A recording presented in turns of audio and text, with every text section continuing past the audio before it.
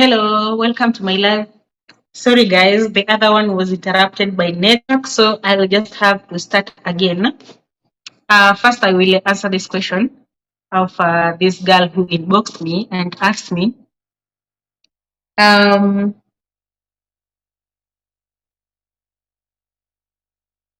There is this question that I have answered several times, but since people keep asking the same question, I think I'll just answer it in this video so that any other person that has the same question will get answered here.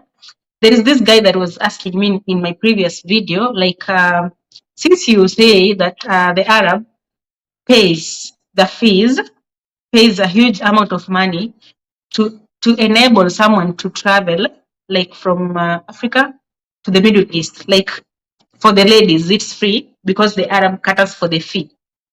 Does it mean that that money will be deducted from the salary? That is what that guy was asking. Does it mean that the money will be deducted from the salary? And he asked, since that you say that someone can be allowed to go back home in case maybe they are ill or they have a problem that is very serious, some agencies will allow them to go home. Who will cater for that money? Who will pay the expenses? Who will refund the Arab boss the money?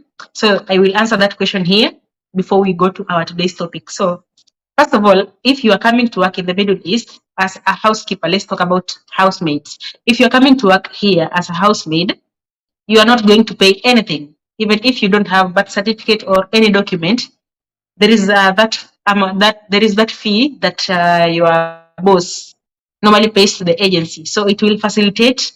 It will be used to cater for your transport, visa, documents, and everything. So you are coming totally free. You are not paying anything. But put in mind that because you're not paying anything, now that contract is going to be a fixed contract. That money doesn't affect your salary. No, it is not deducted from your salary. The salary that is indicated on the contract that you normally sign before coming here, that is the salary that you will be receiving for the 2 years that you will work here. Unless maybe if your boss decides to add you a little, that's okay. But you're not supposed to be deducted anything from your salary. You're supposed to get your salary as it is written in the contract. If it is 900 reals, if it is 1,000 reals, that is what you're supposed to be getting. No deduction, nothing. Your agent doesn't get any payment from your salary. No. Your agent has already been given her pay. When that Arab man was going to request for a housemaid, there is that money that was paid to the agency. So their business with the agency is finished. Okay. Now it's you and your boss that is remaining here. Like there is no money that your agency is supposed to receive after you start working, after you travel. No. There is no money that is supposed to be deducted from your salary. No. You are supposed to, the moment you land here in this country, the first day you start working, that is the first day that your month starts counting. Like at the end of the month, you are supposed to get your salary. All right, without deduction, without anything. But now, because this salary is not being deducted, you are getting your full salary. But remember, you didn't pay anything for before coming, so you are practically bought to come and work here for 2 years. So your contract is fixed contract. Like you are supposed to work here for 2 years without quitting. Whatever happens, maybe if someone dies or God forbid or something happens bad, you're supposed to work here for 2 years. You can't quit. It's a closed contract. Okay. Or maybe if you want to quit, you have to refund your Arab boss that money that they paid to the agency, then go back home. Okay. Failure to that, you can't quit. Maybe in other cases where we have ladies who are maybe critically ill, like you can't work, you're critically ill, and your agency is remorseful. Underline the word remorseful. It's not their responsibility. They're just being remorseful. They will allow you to go back to the country. In that case, they have to find your replacement.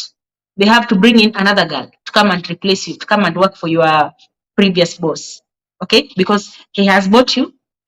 He is expecting you to work there for 2 years. So if you go back to the country before finishing the 2 years, he has to be given a replacement by the agency. That's why you find several girls when they are working here and maybe they have issues, they want to go back home.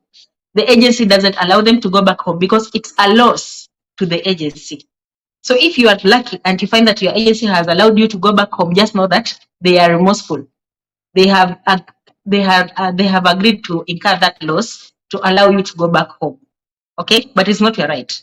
So before you sign your contract, know that you're signing a contract of 2 years, 2 years closed contract. You'll work for 2 years before you go back home. No deduction in your salary. You're supposed to get your salary as per the contract, as per what is written in the contract. I hope I've answered that question here. Hello, Medrin. Thank you for joining. Hello, Tabby. Thank you for joining. Medrin is saying if you are at a company, you can be allowed to go. So the company will agree to incur that loss. Like, who will pay for the expenses of your ticket and your documents? They will just let you go. Maybe they are just being remorseful because they bought you so that they can sell you to an Arab person and they make that profit. So if they allow you to go, they are just being remorseful because it's a loss on their side. Because when they are selling you to your boss, they are earning money with you. So if they allow you to go before you finish that contract, I think they're just being remorseful. Let me see what Tabi is saying here.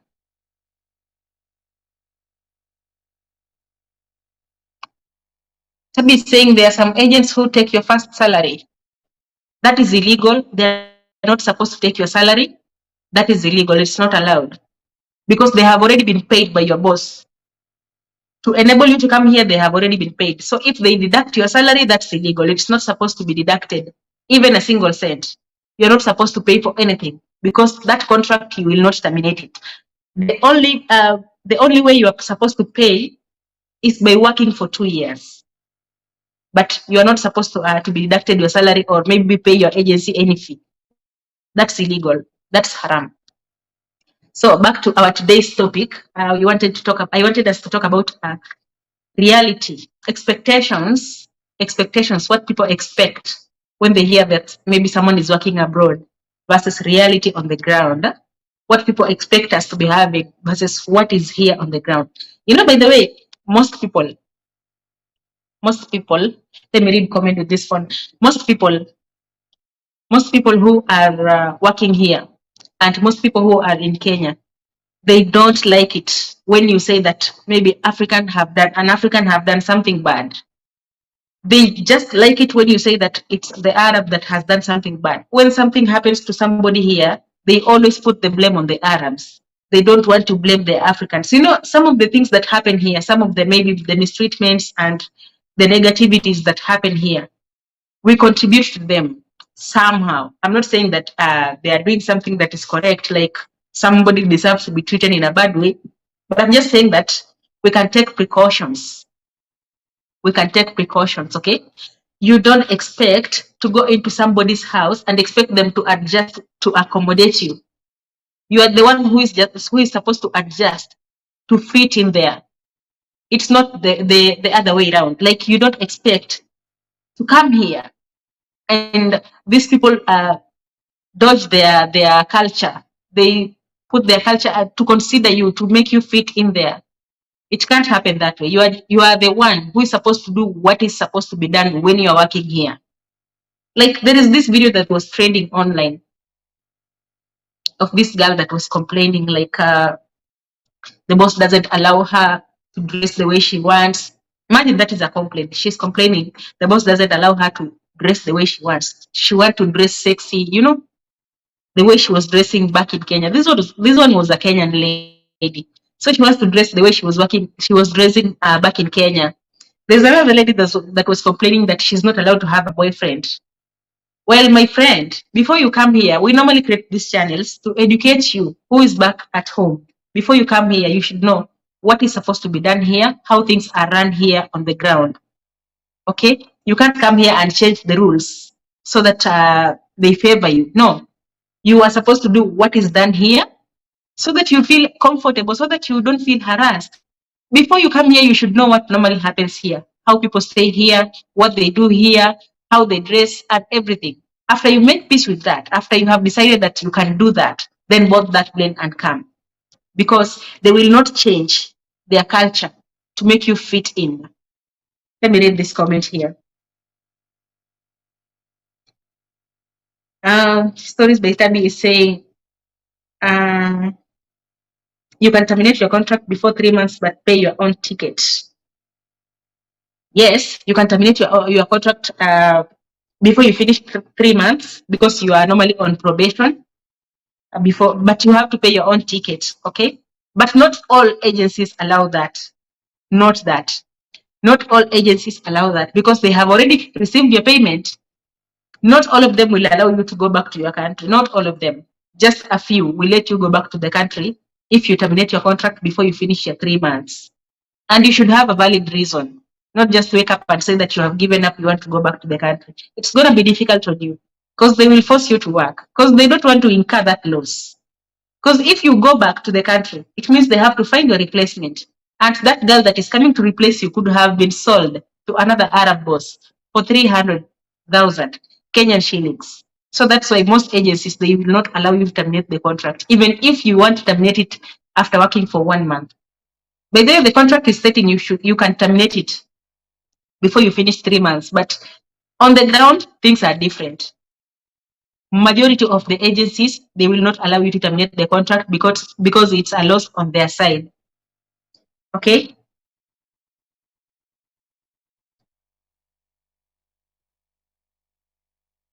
Stories by Itabi saying it's here in Lebanon that they take your salary. I don't know if it still works, but we were coming and we were deducted the Lebanese by Lebanese agents. I think they are just being haram. Anyway, let me not talk about Lebanon so much because I don't know how things happen there. I know how things happen in Saudi. You see, before you come to Saudi, like for my boss, let me talk about my case. Before I came here, my boss paid the agency 300,000 Kenyan shillings. So this money was paid to the Saudi agency. So the Saudi agency will collaborate with the Kenyan agency to find someone that will come to work here, and they will share the fees. They share that money, okay? They share that money between themselves. We are not supposed to be deducted from our salary. Okay, the team that I came with, we were not deducted anything from our salary. So I don't know how things happen in Lebanon. I don't know if those bosses in Lebanon, they pay the agency some fees to make you come, or maybe you come, the agency facilitate, they stand for everything, like they pay for everything. Then when you come, it's deducted from your salary. If that is the case, then it's not supposed to be a closed contract because you paid for your own documentation because they have deducted your salary. So that means if you get tired and you don't want to work, you should be allowed to go back home if that is the case. But in Saudi, because we don't pay anything, it's free and nothing is deducted from our salaries. That is why it's very difficult to go back home after you come here before you finish your 2 years contract. And by the way, when you finish your 2 years contract, now you are not working under contract. You are not under agency. Now you are working under agreement. Okay, after you finish your 2 years contract, now you're not under agency and you're not under contract. You're working under agreement, and that agreement is between you and your boss. After you finish your contract, you can sit down your boss and decide the amount of salary that you want to receive. You sit down, have a discussion. Maybe if you are earning 900, you can tell him that you want to earn 1200, depending on the amount of work in that house. Okay. If you don't agree, you can go back to your country. You're free to go by there after 2 years. If you don't agree, you can go back to your country. But if you agree, you guys can have an agreement and maybe you get a salary increase. By the way, when you work in that house after 2 years, it's an advantage to your boss because he's not going to pay the agency any fee because you are already there. But if you go back to the country and they have to find another girl to come and replace you, he has to go through the same process. Like he has to pay the agency that 300,000 Kenyan shillings to get another girl. So if you are clever, you should sit him down and tell him, you know, if I'm going to Kenya and coming back, you're not going to pay that 300,000 Kenyan shillings. So you can increase my salary and avoid paying that huge amount of money. And I continue working with you. So that is the best chance to demand a salary increase, by the way, after you finish your contract and you feel like you still want to work in that house. What is Tabi saying? Medrin is saying, but some bosses, they are good. You can dress the way you want, but some, they came from hell. I think because this country is not a free country. But the Middle East, the majority of Middle East countries are Muslim countries. To be precise, Saudi Arabia is a Muslim country, like 100% Muslim country. We don't have other religions here. Other religions are from foreigners, like us who came here and we are Christians, but we don't have churches. Okay, so we can only worship in the houses. So there is not that freedom. Okay, you know, the Muslim culture. It's not the same as Christian culture and other religions culture. There is a way that Muslims dress. There is a way that Muslims dress, and when you come here and you don't dress like that, they feel disrespected. They feel like you are disrespecting their culture. Like you are walking naked. When you don't cover some parts, they feel you are walking naked, you are disrespecting their culture. That's why when you come to work here, they will force you to wear like them. Okay, majority, that is 98%. Only 2% can leave you wear the way you want. Maybe maybe they don't stay with men. In majority, they don't stay with men. Maybe they are single mothers or they're just ladies staying. They can let you dress the way you want. But a home that has men, they can't let you dress the way you want. You will have to wear. You will have to dress like them, because you know Muslim culture. You don't wear something that discloses your body parts. Okay, so if you are leaving Kenya to come here and expecting like you will be dressing fancy clothes, no. You will be putting on uniforms. You will be putting on like Muslim, covering your head. Like you have to be very simple. That is the reality of the ground. Despite the fact that you have boarded that plane like you are Maju, you are in Maju, you have to stay very simple. So you have to cut your expectations. Like you will live a very simple life. Like even you will not even make your hair. You will not plait your hair in most cases, not in all cases. You will not plait your hair, you will not do makeup, you will not dress those fancy clothes, no. Unless you will put on them when you go back to your country. But when you are working here in the Middle East, everything is simple, very simple. Putting on these ones, the daras, like you dress big in big clothes, okay? That is the reality of the ground. Those clothes that you see us taking picture and posting on social media, we normally do that in our rooms, at our private places, when nobody is watching, okay? In most cases, we normally dress like that in our private rooms. But when we step out of that room, we are putting on uniforms and those abayas and those deras, those big clothes. We don't wear the way we want, okay? So if you are watching this from Kenya and thinking that I will just dress the way I want, no. Cut that expectations. The reality is different. You will come here, you'll be given a dress that you can wear, the two of you, in one dress, and maybe get mad. So you should just know that on ground, people don't dress the way they want. You dress the way that boss wants. Uko Maju, but you dress the way that boss wants, not the way you want. Okay? So there's this comment here. Just stories by Tabi is asking, dress sexy for who? For my online boyfriend, oh, Abby.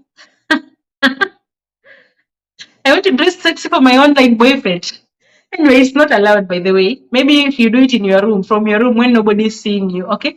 And we have some homes that have cameras and they will not even allow you to dress that way in your room. In your room, you don't even have that privacy. By the way, most people, they don't have privacy. Like you find that even if you have your room, that door doesn't have a key. So you can't lock it. So they will open it, enter that room the time they want and leave it the time they want. You don't have privacy. That is the reality of the ground. Okay? It's your room, yes. But they enter the way they want, the time they want, and leave the time they want. So you can't do crazy things here. You can't. It's somebody's house. Okay? And other people, by the way, they sleep in the sitting room. They don't have that bedroom, the privacy. No. They sleep in the sitting room with your bag there in the corner. So you wake up when it's morning. So you don't sleep during the day because maybe we have visitors. It's tough here, by the way. It's tough. People here, we're just enduring. It's not easy. Stories by Tabi saying uniform in some places is a must. Plus a buyer. Yes. I have my friend, she can't put on like this one. I don't know how they call that one that covers everything and It's only the small face that remains, even the neck. I don't know the name, but it looks like, is it hijab? I don't think it's hijab. I don't know the name, but she is not allowed even to use this one or anything that is not covering the neck, like when they're in the house. And he is wearing a dera. She's wearing a dera. A dera. That one is very long. It sweeps the ground when you walk. And that is how she's supposed to dress. And she doesn't have choices. So don't come here expecting that you'll come to rule your boss and tell her that I don't want to dress that way. No. For the sake of peace, that is how you will dress for 2 years. Like you dress how they want, not how you want. It's in their house, their rules. Right? Medun is saying, as per me, they deducted my 1 month salary at the first time. Medrin, they deducted your 1 month salary. Why? Like the whole of it or some of it? Can you maybe answer that question before I know what to say about that? Because it's not supposed to be deducted. What did they deduct it for? Maybe they bought you some stuff and then they deducted from your salary, or they took your 1 month salary, all of it. Stories by Tabi. When you want to renew your contract, it's good opportunity for you to have salary increase of your choice. Yes. When you're coming from Kenya, you're coming to the Middle East, you don't have a choice to choose the salary that you're starting with. It's a fixed salary. In most cases, it's 900 reals. 900 reals, that is supposed to be around 27,000 Kenyan shillings. By the way, when you are going to these agencies to start your process, when they tell you the salary that you are going to earn, tell them to tell you the salary in the currency of that country you are going to. If you are going to Lebanon, tell them to tell you the salary that you are going to receive in Lebanese money. I don't know the Lebanese currency. If you are going to Qatar, they should tell you the Qatar reals. If you're going to Saudi, they should tell you in Saudi reals. You know, these agents, they normally lie to you. They will tell you that you are going to get 30,000 Kenyan shillings, for example. They should tell you the amount of money in the country's currency, not in your country's currency, because this exchange rate varies. The exchange rate is not fixed. Okay, it varies. Sometimes it fluctuates. Sometimes it's high. Sometimes it's low. Okay, sometimes one Saudi riyal is 27 Kenyan shillings. Sometimes one Saudi riyal is 30 Kenyan shillings. It's not fixed. Okay, it also, when they do that deduction, when they do that calculation, they normally tell you the higher amount. Like they don't tell you the exact amount. So if you are going to ask the amount of salary that you are starting with, tell them to tell you the amount of salary in the currency of that country you are going to work in. Okay. And by the way, if you're planning to renew your contract, if you're planning to work after 2 years in the same house, sit your boss down. That is the time that you have a chance to choose the amount of salary that you want to work for, that you want to work with. Okay. That is a good chance. And if they don't agree, you have the right to say, I don't want to work, and go back to the country. You have already finished that 2 years that they bought you. So now they have to agree to your terms or let you go. And in most cases, most bosses will agree because it's expensive to get a new girl come and work for them. That's why you find that you're working in the same country. Some people are getting 27,000, and others are getting 50,000. Others are getting 35. Others 40. Why? Because of their mouth. If you have a sweet mouth, you are good to go. Okay? Because if you are coming, you are a new person, you don't expect to start with a salary of 40,000. No. Starting salary is always from 27. If you're coming to Saudi, it's always from 26 to 30,000. It doesn't go beyond that to 30,000. After you finish your 2 years, or maybe if you find a kind boss, that is when we'll have salary differences. You'll find that somebody is working for 60,000, another one is working for 40,000, another one 30,000, doing the same job. It will depend with you. Okay. Medrin is saying, me, I usually wear office uniform, but this house, they usually say they are small. Your office uniform is fitting, I guess, and they don't like these clothes that are fitting. They want you to wear something that is huge, like you look like a scarecrow. Like there are no curves. There are no curves to show. Okay, that is how we dress here. No cabs. Story the Italy saying, if you don't want to go home, you want to stay for 3 years, you can ask for a plane ticket money. If she's kind, she will give you. Yes. If she's not kind, go for vacation and come back. Let her spend that money. Yes. If you don't want to, if you want to spend 3 years, they're supposed to pay your ticket, your ticket to go back home. And if they still want you to work for them, they're supposed to pay your ticket to come back. Okay? If you are continuing with your contract without going for that vacation, you can tell them to give you your ticket money. By the way, it's your right. If they are kind, they are supposed to give you that ticket money. If they don't give you that ticket money, make them spend that money. Don't be kind also. Go to your country for the vacation and come back. You know, if they were to give you your ticket money, maybe they will give you one-way ticket. But because they don't want to give you that money, you can go and then come back. Make them spend that money. The ticket for going and the ticket for coming back. Who will incur the loss? So if that your boss uses brain, they will give you one-way ticket. That's a profit, by the way. Medrin, I received 500 out of 900. Why did they deduct 400? Because 400 cannot even cater for ticket. Or maybe when you came, they bought you a SIM card, they bought you uniform, and they deducted that. I don't know. Maybe in the office when you came, they bought you uniform and they bought you SIM card and some stuff to use. Maybe that's why they deducted. I don't know why they deducted, because it's not supposed to be deducted. Mine wasn't deducted, but you know me, I didn't come with office. I came to my boss direct, like I don't work house to house. I'm working in one house. And even the uniforms, everything that was bought, it's written in the contract, they are supposed to cater for everything.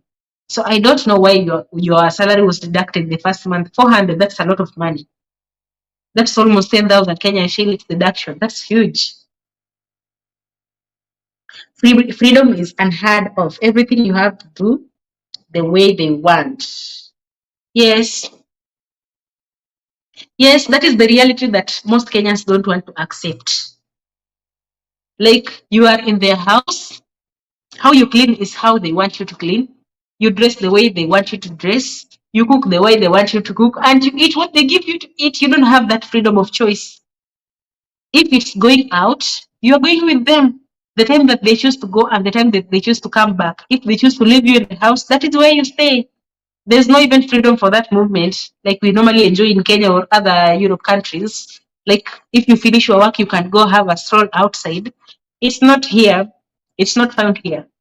Here, when you come here, when you're working in that house, like you're working in that house, there is no going out. Like, you're staying in that house 24/7. If they go out, maybe they go to a mall to do some shopping or maybe visit relatives, and they choose, not compulsory also, they choose to go with you. That is when you go out. But going out alone, just forget about that. If you like to loiter in the street, just know that when you come here, you're coming to sit down. For 2 good years, no loitering in the streets, you're sitting down. But they get this one very clearly. No loitering on the streets. No dating. There's no dating here. This is a Muslim country, and Muslims don't fornicate. Muslims don't fornicate. You cannot even walk with a man outside. You can live away walking. You cannot even talk with a man outside.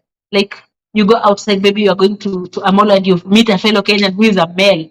You will not even have a discussion. You can't even say hi. It's illegal. It's not allowed. You can't date. You can't meet your man here. You can't do anything to do with the relationship unless online on your phone. But meeting, forget about it. There is a girl that went viral here. She was crying like she was not told that there is no dating in the Middle East. Like, she thought that she can have a boyfriend here. You can't have a boyfriend here. If you are seen with a man talking, leave away doing anything, just talking. You will be arrested unless you have a marriage certificate. That's a crime. Unless you have a marriage certificate, you will be arrested. So that girl, She's very naive. I don't know why they didn't take her to school to tell her that there are no relationships here. There's no dating here. There's no sex here. Like for 2 years, you will have that dry spell until you go back to the country. There's nothing like relationship here. There's nothing like dating here. If you're seen with the man, you will get arrested unless you have a marriage certificate. You are only allowed to talk to a man who is your husband. And even your boss will not allow you to talk to that man in the first place. Okay? So if you come here, just know that you don't have freedom to do anything. Like you are like a small girl. Freedom is gone. Everything you do as per what they want you to do, not as per what you want to do. You dress the way they want, you cook what they want, you eat what they want, you go out when they are going with you, not when you are going alone. There is no freedom. Okay? So maybe if you see us taking videos and posting on TikTok, maybe we have gone out, just know that we are in the company of them. They are just somewhere there, but we didn't include them in the video. Okay? Sometimes we normally take these videos and we post on social media, and you think that these people are abroad, they are enjoying. No, we've just moved aside away from them and took that video to post on social media. Okay? That should not confuse you and make you think that we have all that freedom here. No. Medrin is saying they deducted uniform, fees, and some stuffs. Oh my God, I don't think they were supposed to deduct, but anyway, if it's just 1 month and they deducted 400, you can just let it slide because it's not a huge amount. Like it's not like they are deducting every month, but for us, nothing was deducted. And I'll be saying, Medrin, they say it's small because it's showing your body shape. These people protect their men like ice. They will melt away. No, that's funny. The men will melt. Oh my God, it's not only you, by the way. It's not only you. When you stay here, you will understand how things work around here. It's not only the foreigners that are treated that way. In fact, even the family members of that home, like for example, where I'm working here, my boss's sister, they cannot be seen by my boss's husband. No, leave away you, the housemaid in that house. They cannot be seen. Like they have to put on those big clothes, cover their eyes. Even the face is not supposed to be seen. So it's understandable. When I came here, I used to be offended in the beginning. Like I could get really mad. Like, why are they doing this? Why are they forcing me to wear like them? Like I'm not Muslim, I'm Christian. I really got offended in the first place. In the first few months, I tried to put on makeup one day and my boss told me, wash it off. I really felt so angry. Like I should wash my makeup off. Like, what offense did my makeup do? Oh my God, I really felt annoyed. But after I stayed with them for some time, I understood that is how things happen here.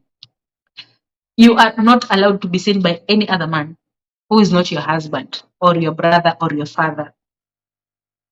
Any man who is not your husband or your brother or your father, when he's coming to approach you, or maybe you will meet in the streets or anywhere, you're supposed to be wearing those big clothes that cover the calves. Like they cannot see your calves, they cannot see your face, they can only see your eyes. So it's only the ladies that see the men, but the men cannot see the ladies. So that's why they will not allow you to put on clothes that reveal your shape and leave your calves. Okay, so you're supposed to put on something that is baggy. It's baggy, even if you're not comfortable with it. That is how you will dress. That is how it is. There is this girl that was complaining, like she's working, and the boss doesn't appreciate. Like they don't say thank you, you have done a good job. They don't say that. They don't appreciate. Sometimes they tell her to repeat where she has already worked. My dear, that is just a normal. That is normal, very normal. Like it's here in the Middle East, it's very normal. We are used to that. That is what we encounter every day.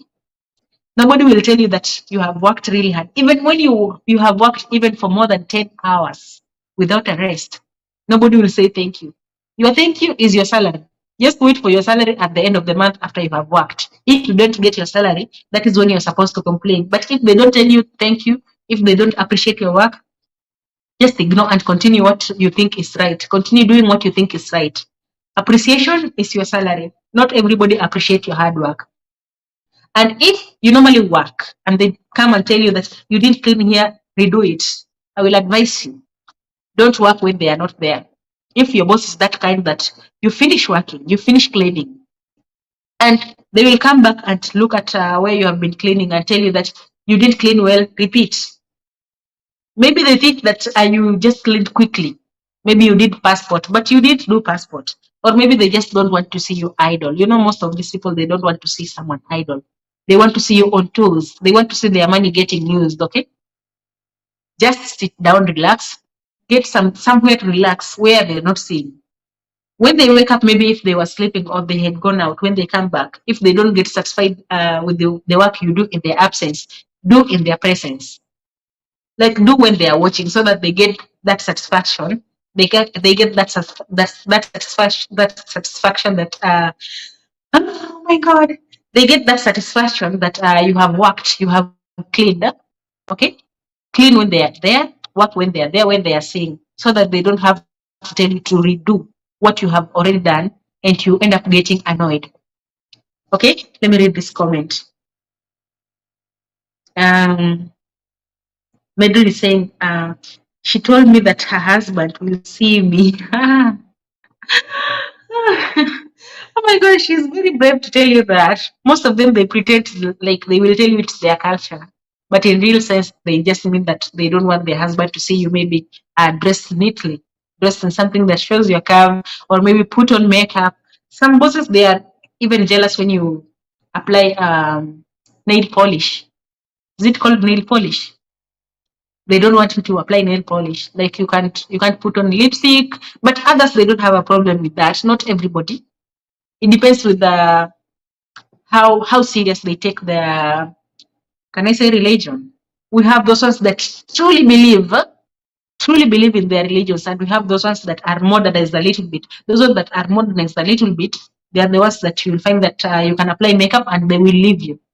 They don't have a problem with that. But those ones that are truly believes in their religion, them themselves, they don't put on makeup. They don't. So that's why they will not allow you put on makeup. Themselves, they don't wear skinny clothes. They wear those baggy clothes. So that's why they will want you to wear those baggy clothes. You can't wear skinny when they are wearing baggy. Like they see it as disrespect to their religion and culture. Okay, so don't come here expecting that you will wear your beautiful dress. No, lower your expectation and you will work here very nicely, very comfortably. Tabi saying in Lebanon we earn in dollars. Never accept Lebanese lira as your salary. 10K in 3 million in Lebanon. 10,000 Kenyan shilling is 3 million in Lebanon. Oh my God. So if I come in Lebanon, I'll be a millionaire.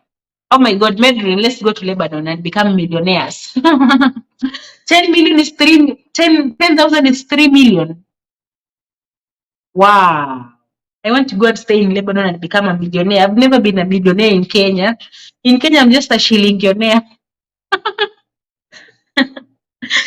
So those ones planning to go in Lebanon, you've heard that. You should not accept to be paid in Lebanese money. Accept to demand to be paid in dollars. When the dollars have value, a friend of mine was advising me to change my salary in dollars, then go and change in shillings when I go to Kenya.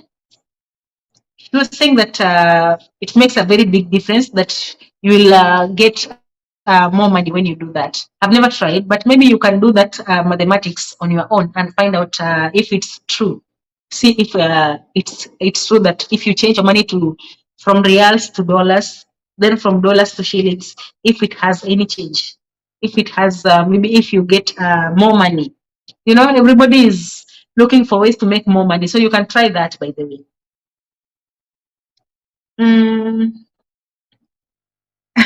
Tabi to Medrin, at your husband will see you, yes, and maybe admire you. You know, these people, how they value their marriages. They protect it at all costs. At all costs. Like me, I was left alone to work. Now she's back and say I didn't clean well. Yeah, they are never satisfied in most cases. So if they leave you and tell you to work, me, I will not work with if my boss is of that kind. I will relax and wait until she's there, then work when she's there, so that she get that satisfaction that I'm working. Okay, people back in Kenya, when they see us dance on TikTok, they think that, oh, these people, they have free Wi-Fi, like they're just enjoying just waking up and eating and sleeping. Oh my God, people here are working really hard, like working, sacrificing, working really hard. Like you can imagine, you clean the whole of this house and somebody comes and tells you that you didn't clean well, you have to redo it. And believe me, you have to redo it, and you'll redo it because it's their house, it's in their home. And if they think that you did clean well, it means that they are not paying, they are paying you money and you're not doing a good job. So you have to redo it. And you will have to clean it again. Imagine. After that, we come to TikTok and entertain you. And when you are back in the country, you think that, oh my God, these people are enjoying. It's not enjoying, it's just sacrificing and trying to find positivity where there is none. Okay? So if you come here, don't come with expectations that you are coming to relax. You will come and find a house that you are cleaning even the walls of the house. Like you cleaning the walls. The walls. Some people clean the walls. I've never cleaned my walls though, but some people clean the walls. Like on weekly basis, you clean the walls, you clean the kitchen, you clean. That is what is the reality on the ground. So don't think that, by the way, I normally see that people who are living in Kenya, they are not working really hard, like people who are living abroad, because I've worked in Kenya and I have worked abroad. I think people who work abroad, they work really hard, really, really hard. It's not like in Kenya. You know, in Kenya, sometimes you can just wake up and you're feeling lazy and you decide that today I won't work. I will go to work tomorrow. Like, for example, if you are not permanently employed, or maybe you can just say you are sick and you call your boss, you tell your boss that you are sick, you will not go to work today, and that's okay. And you go the following day. Here, 90%, 90% of people working here, even when they are sick, like critically sick, you're given medicine and you are told to go and relax for 30 minutes. After 30 minutes, you are expected to have healed and continue with your work. Reality on the ground. That is how things are here. Like, you cannot be sick and tell your boss that you are not working for the whole day, like you are relaxing because you're not feeling well. You are expected to be sick for 2 hours. Like you're sick, you're given medicine, you have to go and relax for 1 hour and get well.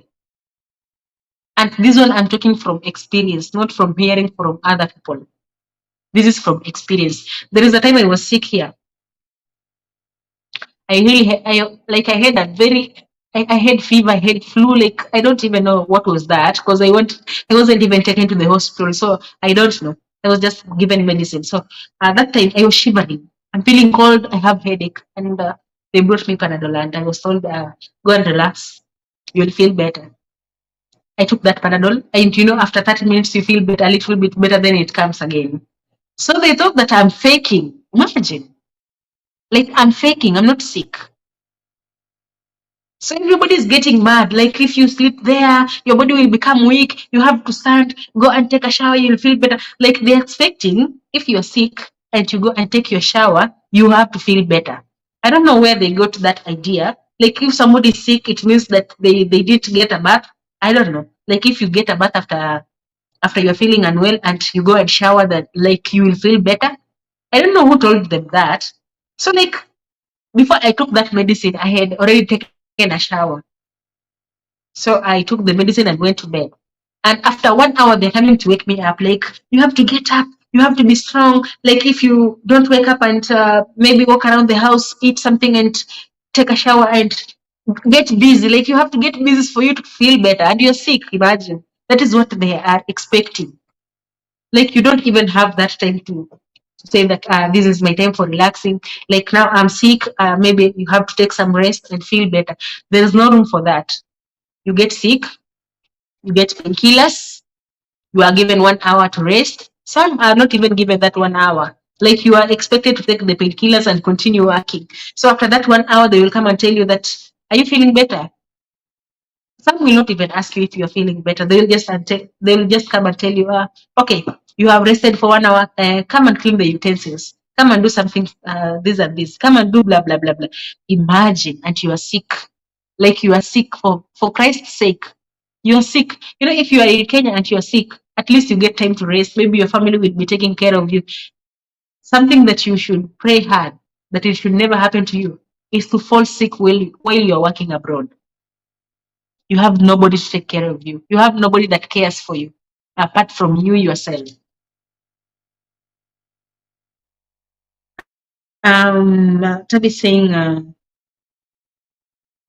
even if they buy you anything, they shouldn't deduct a coin. Yeah, that is how it should be. They are not supposed to deduct anything from your salary, because the contract states very well that they are supposed to give you food, to give you like the basic needs. Okay, the basic needs start from soap to food to cloth. Those are basic needs. If they cannot give you basic needs, the contract states very well that they should give you 300 reals extra on top of your salary so that you buy your own basic needs. But you know, if they give you that 300 reals, you will not even spend the whole of that 300 reals in 1 month. No, you can't spend all of it. You can't, because, for example, if you're buying sanitary towels, that is 10 real. The sanitary towels, it's 10 real a packet. In fact, we have those ones for 5 real. 10 real is a big packet. That one you can use it even for 2 months. 10 real. And then if you buy your own lotion is 8 real. 8 real. My lotion for 8 real, I use it for even 4 months before it finishes. That soap, you can buy it for 10 real. I normally check when they buy me stuffs, I normally check the price. And telling you for free, the stuffs that I use here in 1 month, a whole 1 month, they don't amount even to 50 real, because they don't buy them monthly.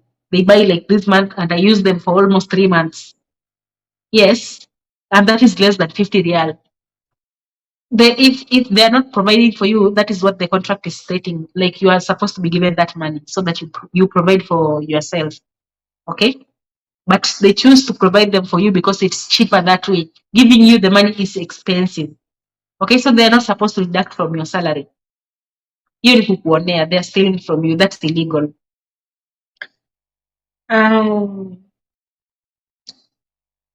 To be saying, as long as you get your salary, that is what you came for. Yes. Don't even think about luxury. As long as you have time to rest, at least 8 hours. That is as per contract. You have to rest at least 8 hours. And you get your salary at the end of every month. That's enough. Other things are luxury. Luxuries, we shall find them in Kenya. But here, there's no luxury. You have to work, endure your 2 years, and go back to your country. By the way, it's worth it. If you have struggled in Kenya, if you have worked in Kenya and worked here, if you compare the two countries, you will say that here it's worth it. Because at least you can save if you have plans, if you have planned well.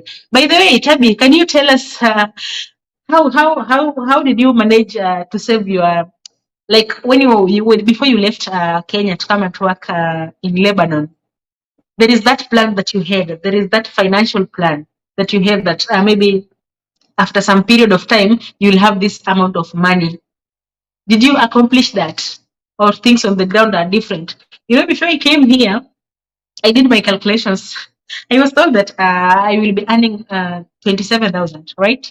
So I did my calculation and I was like, oh my God, the people back at home, I will send them 2,000 every month. And then I will be saving 25,000 every month.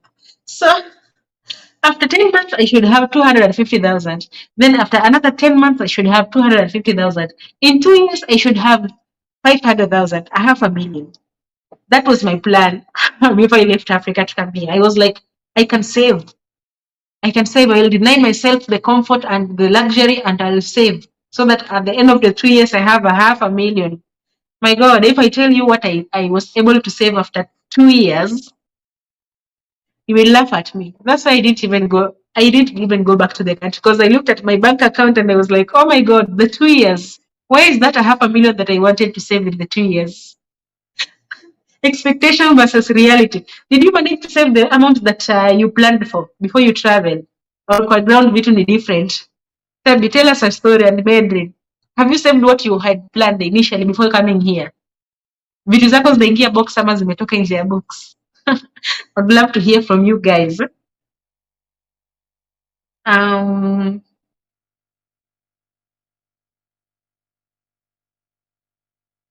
Medun is saying, Tabi is saying, it's hard living with people who ask you to repeat your work, but from the word go, you can refuse to repeat. If you accept, you will repeat every day.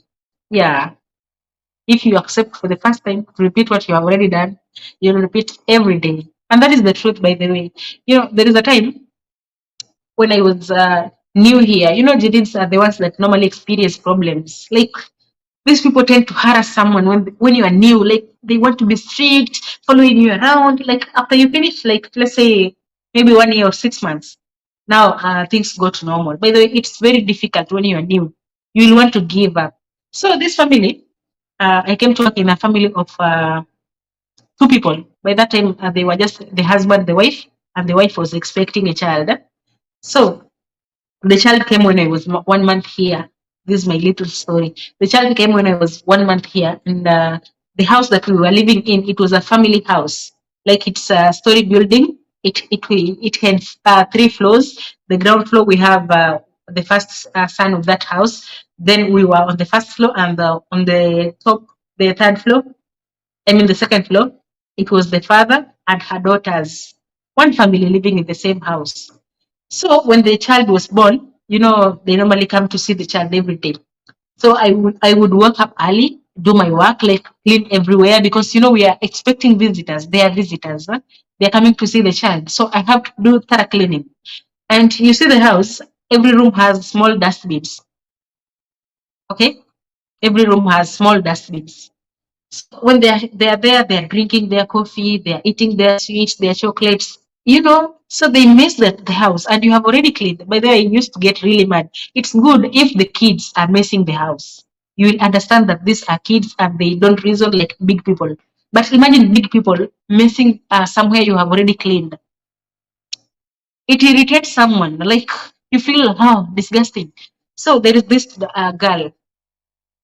There's this girl, the sister to my boss.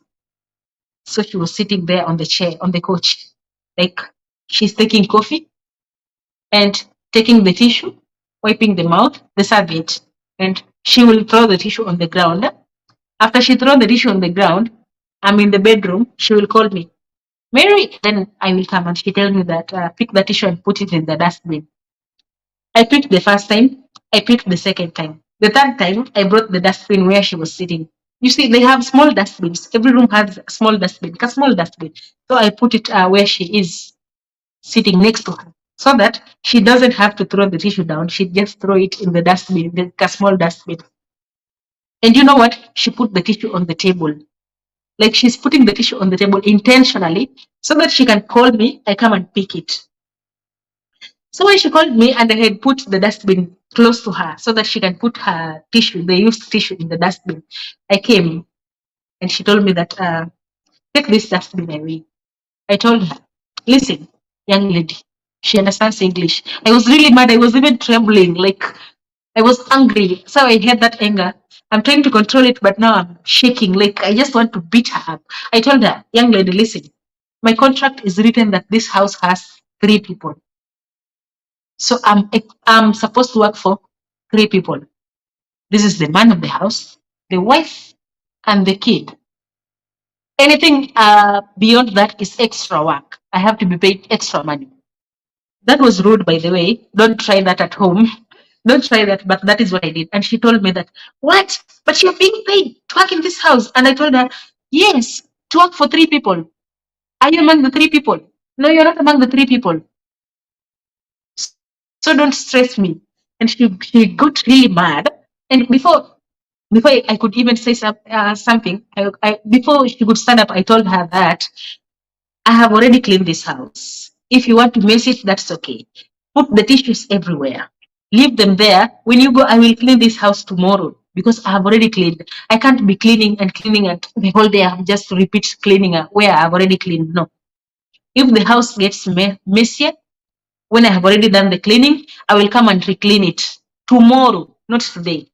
So if you feel that this one is getting dirty, put the tissues where they're supposed to be put. But if you feel like you're getting tired to put them in the dustbin, put them everywhere you want to put them, but don't call me to come and clear the mess. I will clear it tomorrow when I'm doing my thorough cleaning. She stood up, by the way, she wanted to slap me. She wanted to slap me. And that time, before you came here, I had plans of running away. Like, I had all the plans, I had everything planned. Like, if option A won't work, I'm going with option B. If option B won't work, I'm going with option C. So I had 3 options. The first option, I'm coming to work here, and God should help me that I work here for 2 years in that house, have peace, finish my 2 years contract, and go home. If that plan 1 doesn't work, like I come to work here and I get harassed, or maybe I won't be paid or anything, I will call the agency so that I change the house. That was plan B. Before I left Kenya, I had that plan. And if maybe I call that agency and they don't respond, I will run away. And by the way, you know what? Before I even left Kenya to come here, I had already mingled with the Kemboys. I already knew how to run away. I already had their contacts. When I came here, the first thing I did was to share the location and everything, so that in case things don't work out as planned, I will run away and escape. So when I was confronting her, in my mind, I knew that, okay, if things get out of hand, I'm running away. I'm not staying here. So she wanted to slap me. And the African in me could not allow her to lay her hands on me. So I held her hand and I squeezed her. But I didn't beat her. I didn't beat her. Because I know violence can result into something bad here. So I held her hand, and they are tender. So I squeezed him and I squeezed her hand, and she's fine, she's soft. So she felt the pain, but I didn't beat her. And I told her never to try that again. So everybody stood up because everybody was sitting. They had came to see the child. So everybody was sitting there. Everybody stood up and they came to tell me that, no, what are you doing? And, at that time I was shaking with anger, but I couldn't beat her. I was controlling my emotion. I couldn't beat her, but I just wanted to scare her off a little bit, to show her that I cannot be beaten. Because, the first time you accept that slap to land on you, they will slap you the next time and the third time and the fourth time. It will be a routine. You'll be being slapped every now and then. So I didn't want that to repeat any other day. So I wanted to show her that she has no right to beat me up. So when I squeezed her hand, she was screaming because I'm hurting her. But I was not beating her. I was just holding her hand. So everybody stood up. Even my boss stood up and came. They want to remove her hand from my hand, but I'm not letting go. But I'm not beating anybody. But I'm just holding her hand firm. But I'm not letting go. So, the African in me is not allowing me to let them defeat me, but I'm not beating anybody to cause violence. Okay? So I told my boss, listen, when I'm still holding her hand, if you feel that whatever I'm doing in this house is not enough, if you feel like I'm not working as the way you expect, as per your expectations, the office has given you the right to take me back to the office and you get a replacement. I go and work in another house and you get a new girl to come and work for you. You have that option, but you don't have any option of beating me up. You don't have any right to beat me. If I'm not doing your work as per your expectation, you can take me back to the office and get a replacement. And then I left that girl's hand. I went to my room and waited. But that in my room, I had already escape planner there. Like the window, I have already measured. I have a rope. Like in case they lock me inside this room, I just tie my rope here on the window and use it to go downstairs and go out and escape. So I already called the boys and told them that here things are messy. In case I call you for emergency, just send that taxi to come and pick me. So when I went to my room, they sat down and have a discussion. I was expecting them to take me back to the office or maybe call police, but I didn't care. At that time, I was really angry. But don't try that at home. Don't try that at home. People react differently. They might gang up on you and beat you or maybe call police on you. Don't try that. Okay? That was just me. And I was lucky because nothing happened. We came and sat down as big people and we talked. Because this girl was too much. She could come in our house and take everything that, you have cleaned the kitchen, arranged everything. She will take the sugar, pour it down, like mess everything around, and you have to reclean it again. When she's taking the trash in the dustbin, she put it on the top of the dustbin. And you know our dustbin, you just step on the bottom of it and it opens itself automatically and you put the trash inside. But she's putting it on the top intentionally so that she can give me work. And she's not my boss. She's not even the owner of that house. So we were sat down. By the way, I love how Arab men handle issues. We were sat down with the man of the house and we talked our issues out, okay? So she was asked, what is the problem? Why are you doing this and this? Why are you complaining? And everybody give their views, everybody complained, and the matter was solved amicably. Okay? The matter was solved amicably. So the moment you allow them to harass you the first time, know that it will be a routine. Like you have to stop, you have to say no the first time you see it. If they tell you to repeat what you have already cleaned, tell them that you will clean it tomorrow. But if you clean that first time, you'll be cleaning for the rest of the 2 years. You'll be cleaning and they come and tell you that you didn't clean well and you clean it again. If you can't say no, then clean when they are there so that they can see you cleaning and they get that satisfaction that you have already cleaned. Okay, let me read the comments.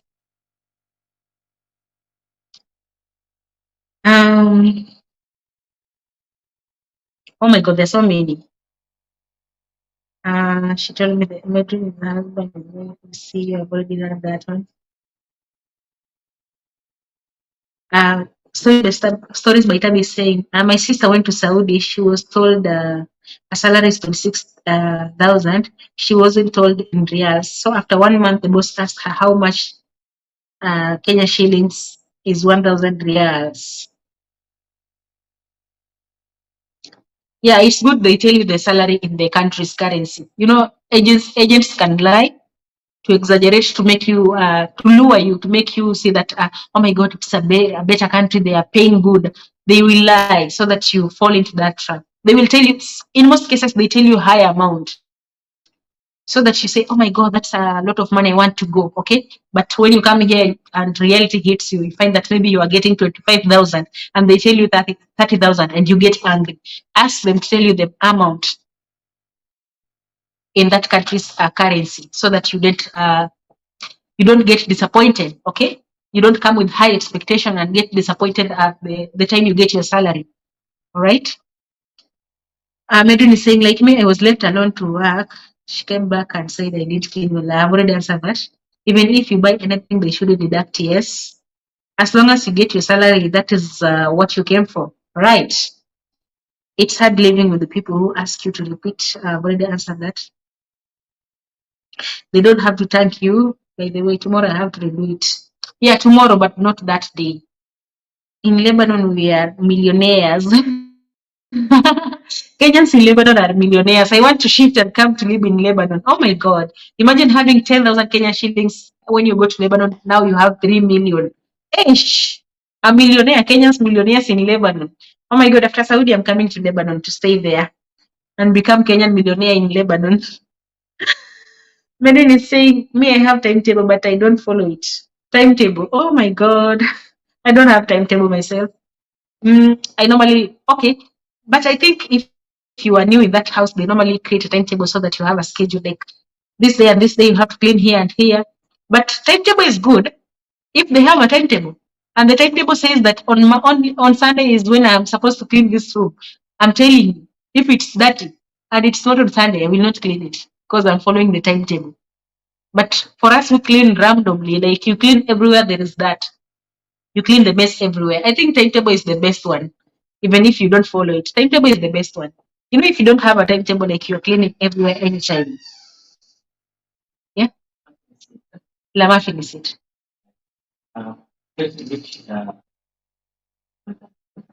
It what?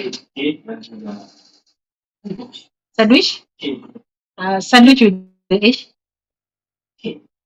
But fish is new, jadid. Ish surah. Or small sahib? Okay. But sandwich or with ish? Okay. Okay. Finish هذا بعدين في سوي. Okay. Okay. طيب.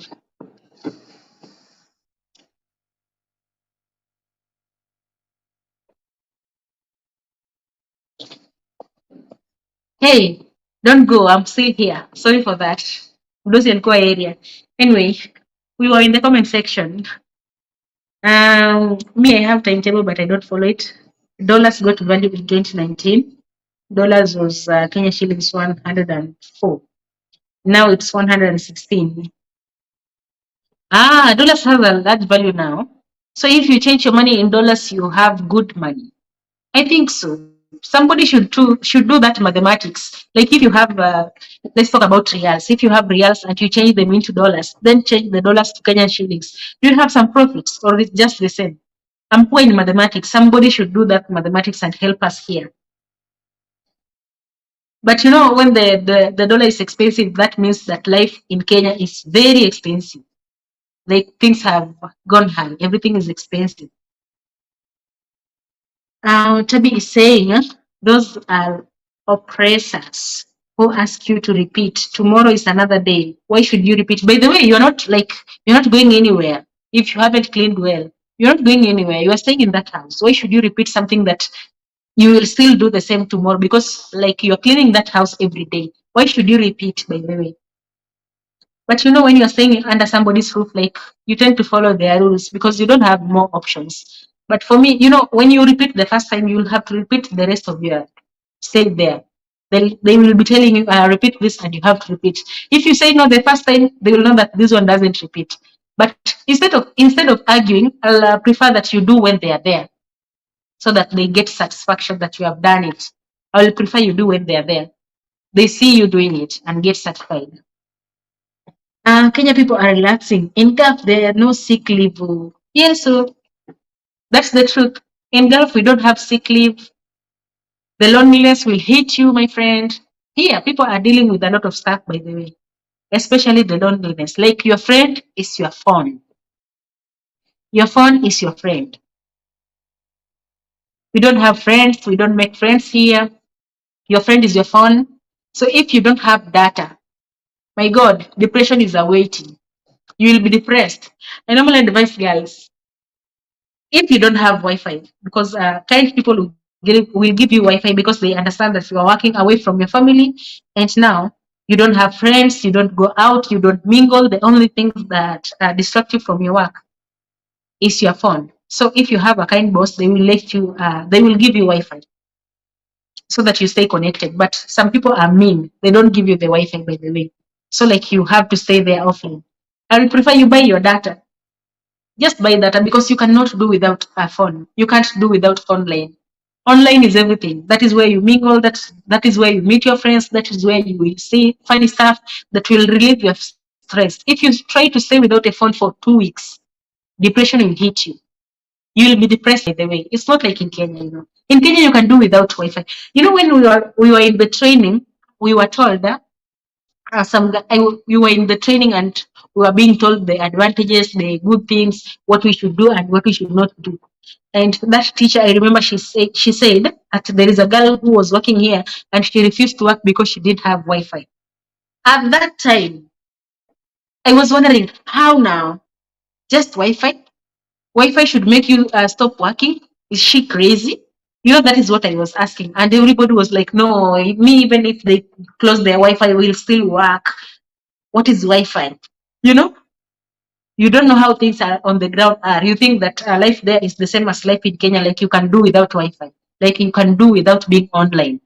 My God, you cannot do without being online here because your phone is your family, your phone is your friend, your phone is your stress reliever, your phone is your comedy, your phone is your everything. You can't do without being online. You can't, by the way. You will be depressed. Imagine you're staying with people who don't understand your language. Like you can't even have stories, you can't even do anything after you finish working. They're talking their language, they're having fun, and you are sitting in your room just watching the ceiling board. You will be depressed. You will start reflecting, flashbacking the things that happened a long time ago, and you'll be depressed, by the way. I normally advise girls, even if you don't have that Wi-Fi, buy the data with your salary. Even if it's expensive, it's very important to be online. You will not be depressed, by the way, if you are online. But if they don't give you that Wi-Fi and you know where it is, you know where it is, you can get a picture. You can steal that password, by the way. You can steal that Wi-Fi and use it. Maybe you'll be buying a little bundle and using Wi-Fi at sometimes. You can steal, by the way, if you know where it is. I don't know how to steal when you don't know where it is, but I know how to steal if you know where it is. So maybe if you want to know how to steal Wi-Fi, I'll do a video of that. You can ask in the comment section. I will do a video on that, how to steal Wi-Fi. Tabi is saying falling sick in Gulf is a crime. They even watch you with those Panadols. It's you to fight for your life. By the way, yes, that is the truth, by the way. Something that you should never pray that it, something that you should pray it never happens to you is falling sick while you are here. Like you should never fall sick while you are here. You know, I have a friend of mine who was critically sick, like sick beyond using Panadol. Like she had to be admitted. You know, these people, they really don't care. They took her to the hospital and left her there and went on with their daily life and left her in the hospital. Nobody to take care of her. And she was using oxygen. You can imagine she's in a state that she cannot help herself, but she has nobody to take care of her. She's in the hospital alone. So the well wishers are the ones to come there and do a viral video so that she can get help. You can imagine. We just live here by the grace of God, by the way. But if you get sick while you're here, that is when you will know the true color of these people. Even if they normally tell you that you are like my sister, you are like my what. When you feel sick, that is when you know the meaning of that. You are my sister. You are my sister. There is no sister here. They treat you well when they are getting something from you. That is the reality. They treat you well when they're getting something from you. But when they're not getting anything from you, they change. They change. That is why I normally tell you people, even if you know that you are going back to your country and you're not coming back, please don't tell them that you're not coming back. They will change. They will not treat you the way they were treating you when they knew that you are there. They will change automatically. Automatically, they will change. If you are going to your country and you're not coming back, let it be your secret. Don't tell them that you're not coming back. They will not take it lightly. Okay? Medrin is saying, me, I don't know for sure, but I will. I don't know what you are trying to answer that. I didn't get that answer. Maybe if you just write it again. Me, I didn't know for sure, but I will, as I don't know that. Okay, Tabi is saying, I didn't have a plan and all I wanted was to leave, but when I came, I planned. But where things on the ground are different. You didn't have a plan before you came. You just wanted to come. Were you running away from heartbreak, or you just wanted to have that exposure of working outside the country? What is the reason that made you come to work here in Gulf? By the way, do you just want to come and work abroad, have that experience, or maybe because most people, they come because of heartbreaks? This Middle East heals so many heartbreaks. By the way, when people are heartbroken, they don't have money to go for vacation, they opt for Middle East. They come here and heal their hearts. Then they go back to the country. Did you come because of that?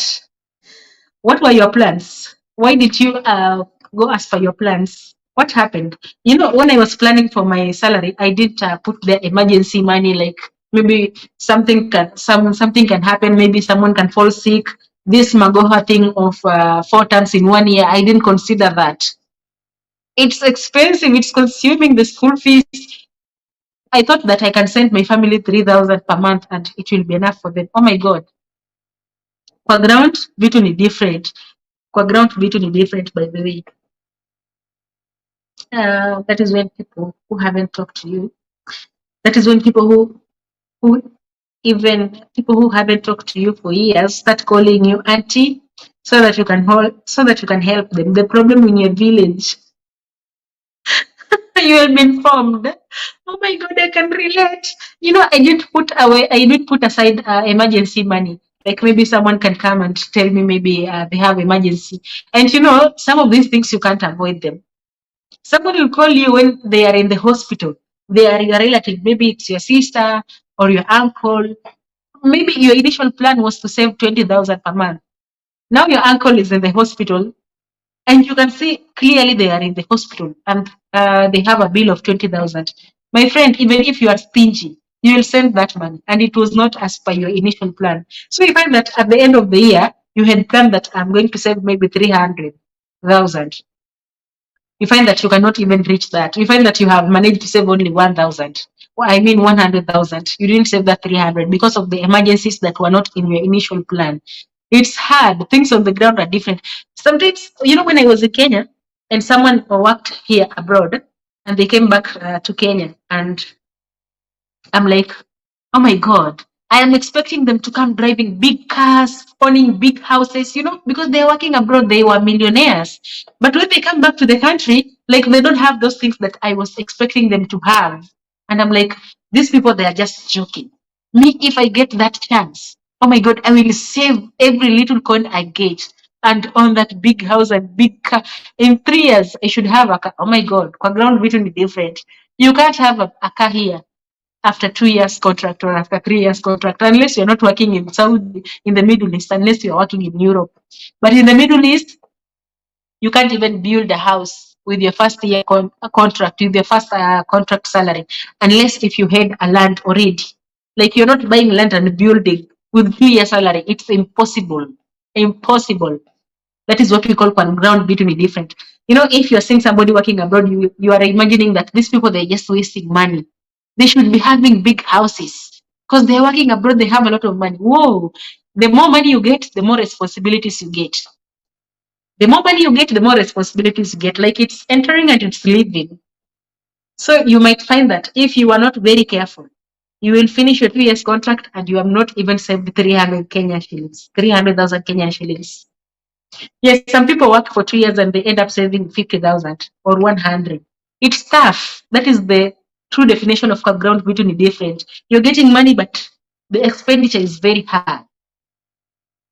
Like everything is overwhelming. Like people who are depending on you, the bills are overwhelming. Everybody knows that you are working in Maju and they're expecting something from you. Well, it's tough out here. Um, um, niliitwa tabia, sikuitwa, nimeambiwa nifunike. Unajua katoto kako hapa, sasa nimeambiwa nikafunike, kalikuwa kamejifunua. So unajua katoto kakilala kanarusha mguu, kanajifunua blanketi. So that is what I was being told. Alafu nilikuwa naambiwa nitengeneze breakfast ya kesho. Hizo masandwich hizo. What else have I not answered? I did have a plan. You manage that. If you show them you are weak, you will suffer. Yeah. If I let her slap me for the first time, she could have slapped me the next time and beat me the next time. So I didn't want them to think that I'm very weak, that I can just be beaten anyhow. No, I wanted to set my standards. Somebody told me this: if you are new, how you let them treat you when you are new, that is how they will treat you for the rest of your 2 years. You have to set your standards when you are new. The standards you set when you are new, that is what you are going to deal with for the rest of your stay here until you go back to your country. If you come here and you show them they can beat you, they will beat you for the rest of your stay here. If you come here and show them you can eat leftovers, you will eat leftovers. If you come here and show your boss that they can pay you after 6 months, they will be paying you after 6 months. Any month, you have to, this face, you don't smile. I haven't paid my kids' school fees. I have worked for 1 month. If you show them that you don't have work with that money, they will even pay you after 3 months. The standards you set when you are new here, it's very important. You set high standards. Like you should not, even if you have that fear, you should not let them know that you have that fear. You should hide it. Okay? Try and hide it as much as possible so that they don't see that you have that fear. When they see that you have that fear, you have that phobia, they take advantage. Just like in high school, when someone is joining Form 1, the Form 3s will want to bully that child. The Form 3s will want to bully you. But when they find that you are tough and you cannot be bullied, the respect is there. But when they bully you and you are shaken, just a little shaking will give them a power to overbully you the next time, okay? Set your standards. Your salary should come when the first day you started working in that house. If it was on 5th you should be telling your boss, I have bills to pay.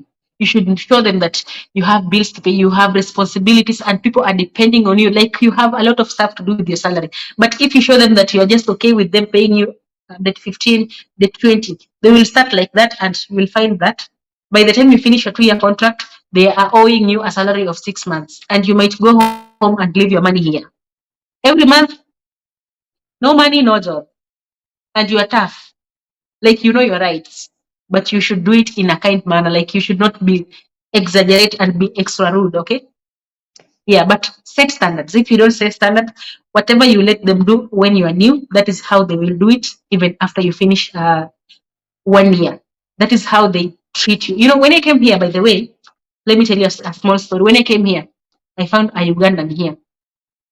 You know, Ugandans are very polite, very humble. They are not like Kenyans. I think Kenyans were just kichwangumus. These Ugandans, this Ugandan lady, we were working in the same family but working for different people. She was not even sitting on the chairs. She was sitting on the ground. That time we visited the mother-in-law and I found her sitting on the floor and we had chairs. And I was shocked. What? Why are you sitting on the floor? So I went and sit on the couch and waited for someone to come and tell me that you're not supposed to sit on the chair, sit on the ground, sit on the floor. And they came and greeted me. You know, I was new, but acting like I know everything. So I just sit on the chair and I told her, come and sit here. Let them come and tell you that you are not supposed to sit here, you are supposed to sit on the floor. Then argue from there. But if they have not told you that, why are you sitting on the floor? Because you saw on social media that people are saying that they sit on the floor, they don't sit on the couch. Now you want to start and sitting on the floor. That is how they will treat you. They will let you sit on that floor, by the way. This Ugandan, she was stealing food for her to eat. Like she look around, who is seeing, nobody's seeing, and she steal food and eat. I did steal. I was new in that house. I just went to the fridge, opened the fridge, looked around what is edible here. I took it and I passed in front of them, eating whatever I had taken from the fridge. By the way, it was a piece of cake. I didn't even ask for permission.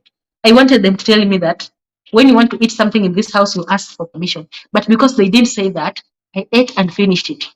And I told her, you eat. If you feel hungry, eat. If that house has cameras, eat in front of the camera. They know that there is a person working in this house. Don't hide. Eat in front of the camera. Let them tell you that you are not supposed to eat this and this. But if they have not told you you are not supposed to eat this and this, just eat it. Set standard, high standard for yourself. If you don't set high standard for yourself, they will mistreat you. They will treat you like, I don't know how to explain it. You know, if you respect yourself, if you value yourself, people around you will value you. People around you will treat you in a good manner. But if you don't do that to yourself, they will treat you how you treat yourself. They will hide that food now if you have to steal before you eat. Okay? To be saying,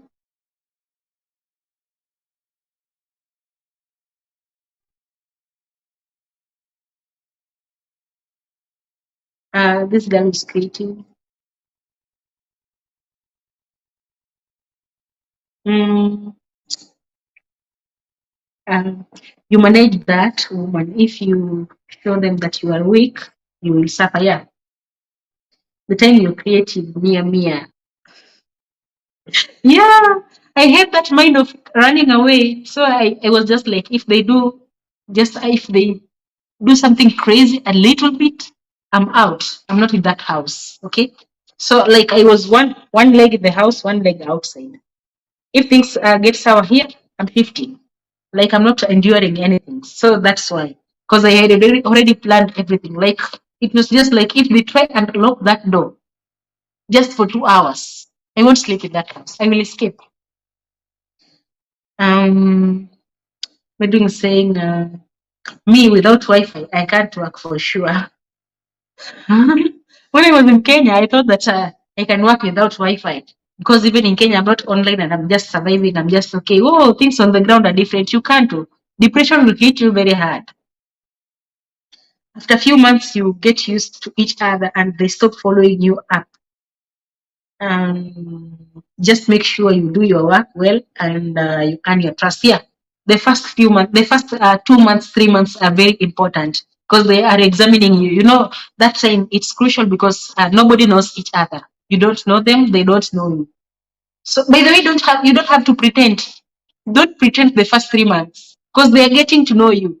And they will know the wrong side of you, the side that you're pretending. And you can't stay pretending for long. So don't pretend, just be yourself. Be yourself. Don't pretend that you can work without getting tired. They will expect that, and you will do that. You will have to maintain that for 2 years. So don't pretend. Do your work and do your work good. Don't do your work like with the minimal supervision so that they will trust you. After you earn you gain their trust, now you can do your work without supervision. They will not even supervise you because they trust your work. Don't do shady works during the first times, but don't overdo. Okay, don't overdo it in a way that you can't maintain that for 2 years. Do what you can maintain. Don't do what you cannot maintain, because it will be expected of you for the rest of your stay in that house. Okay, um, because they realize that you don't clean well in their absence, you lose their trust and you will be followed all the time, which is not good for your own peace of mind. Yeah.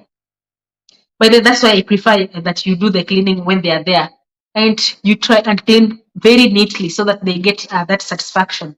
After that, you will have earned their trust. And after you earn their trust, now even if they go somewhere and leave you in the house, they just know that Medrin will clean the house and it will be just okay. But don't overdo it. Don't overdo it in a way that you overwork, you get tired without rest, and expect to rest tomorrow because there is no tomorrow that you are resting. We don't have off days here.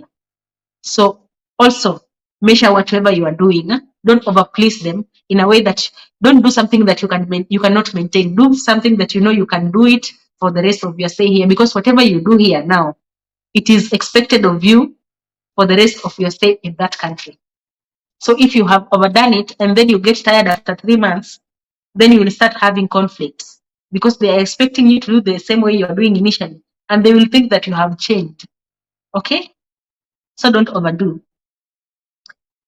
To be saying, Medri, me too, I can't stay offline unless it's general problem. But them denying me, I can't manage. Yeah, most people, they normally go back to the office because they don't have Wi-Fi. Yeah, but because data is expensive somehow. But sometimes you can measure. Sometimes you can measure because you can go back to the office because of Wi-Fi. And maybe that house you had a lot of peace. I normally tell my girls, you measure the situation where you're staying first before you decide like you want to strike or you want to be taken back to the office. You can go back to the office because of Wi-Fi, and maybe the house that you are living, and maybe you had only issue with Wi-Fi, but you had peace, your salary is coming on time, and everything is perfect. And then you go to another house where now you have a lot of work, or the house is very big. You should measure also if it's only Wi-Fi, but every other thing is provided, and maybe if you give them money to purchase the data, they are buying it. I think you should just deal with it. You should just endure instead of maybe going back to the office to change the house, and then you end up finding that maybe the house that you have gone to maybe has 7 kids, and you have to take care of the 7 kids and clean the house and cook, and just because you have Wi-Fi, it's a little bit tricky. Put that into consideration. To be saying that if you can't work, you lose your value to them. Now become a burden, and they will see you. Yeah, you will see their true colors. Yes, that's correct. You will be treated as a queen. Can I say a queen? You'll be treated as a queen when they are getting something positive from you.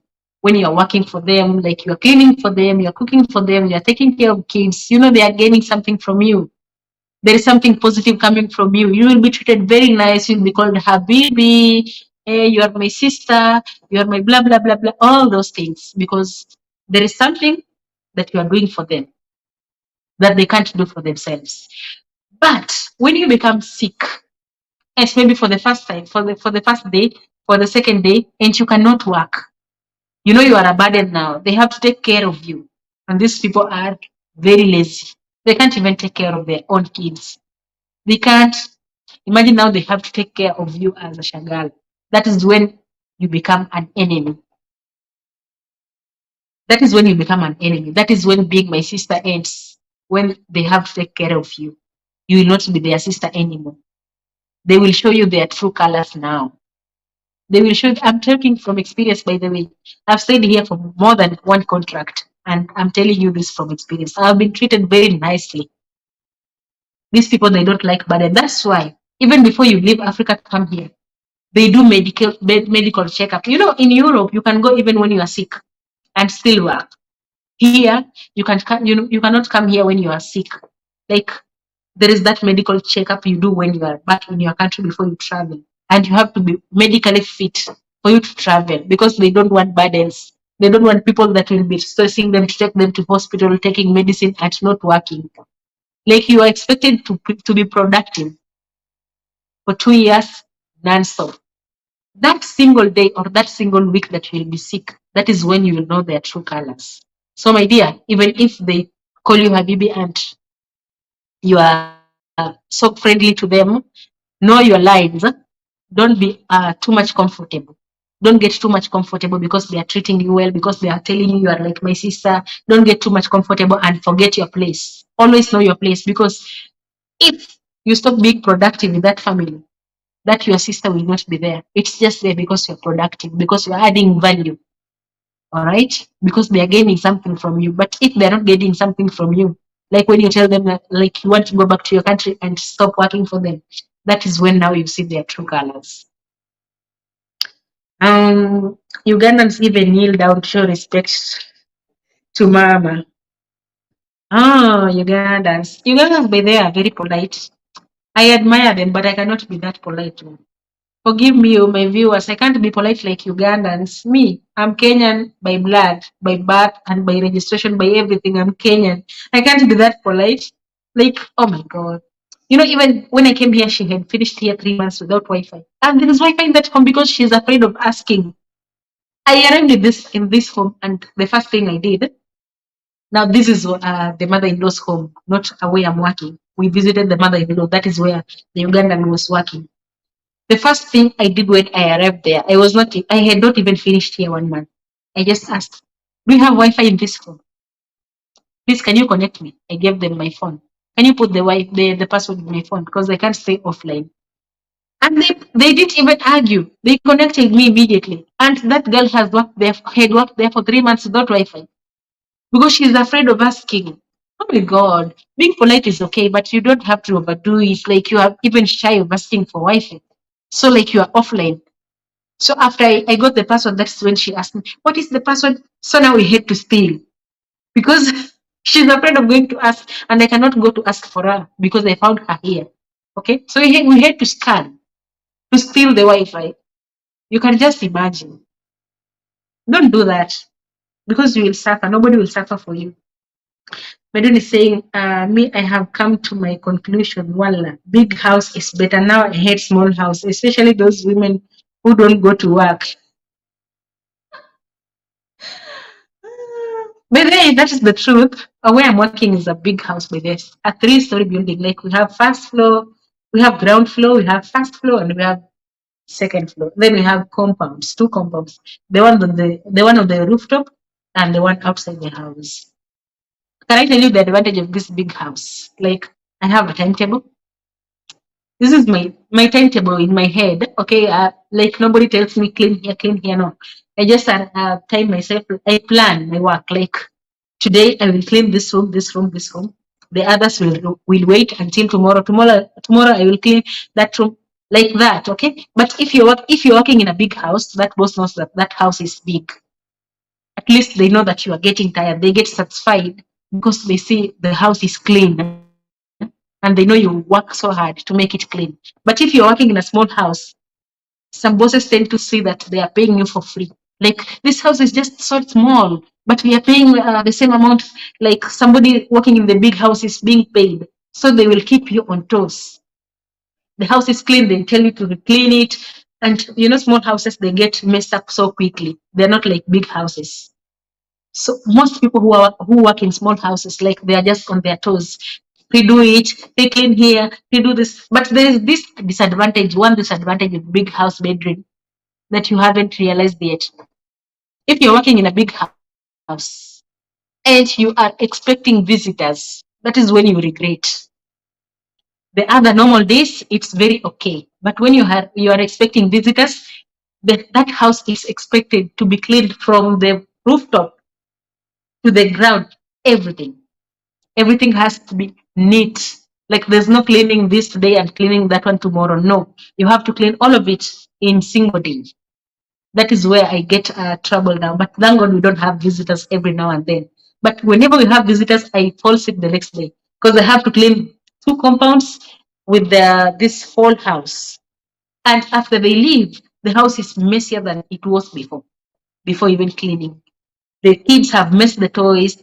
The food they have eaten is on the ground. You have to do the dishes. Big houses are stressful somehow, especially during the month of Ramadan and when you're having visitors. It's stressful. But the other normal days, it's very nice. Because let me tell you another advantage. You know, if your boss is the one that is monitoring you, watching you all over, doesn't want to see you down, sitting down. If it's a big house, you can leave her in this room and disappear, go to another room and just sit down and relax with your towel and spray for cleaning, maybe mirror, and just sit down. When you see that somebody is touching that door, you wake up and start cleaning.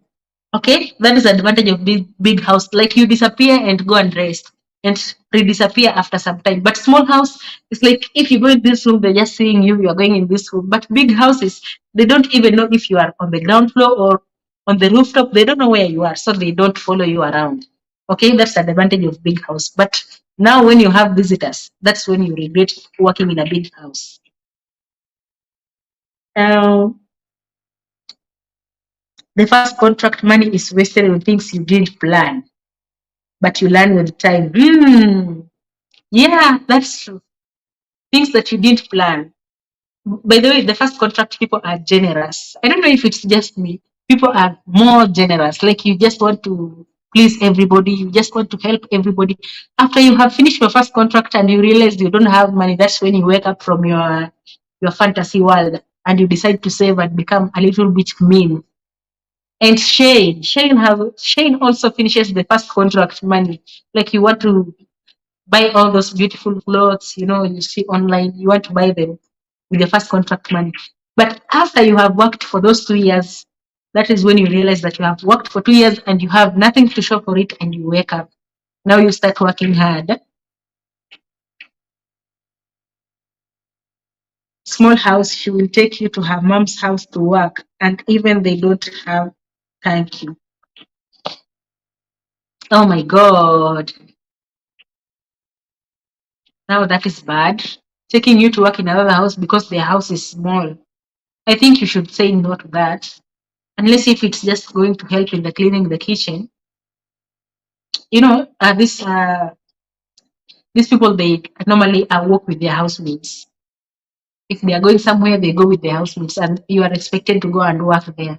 I think if it's helping maybe in the kitchen, it's okay. You can help maybe clean the dishes, maybe because maybe you have eaten there. But I don't think it's okay to clean other parts of the house. I don't think it's okay. I think it's just okay. Maybe you help. Maybe if you have visitors there, you can help maybe in cleaning the dishes, only the dishes, the kitchen. Like you're not supposed to go beyond the kitchen because that now will be working in two houses and you're getting salary to work in one house.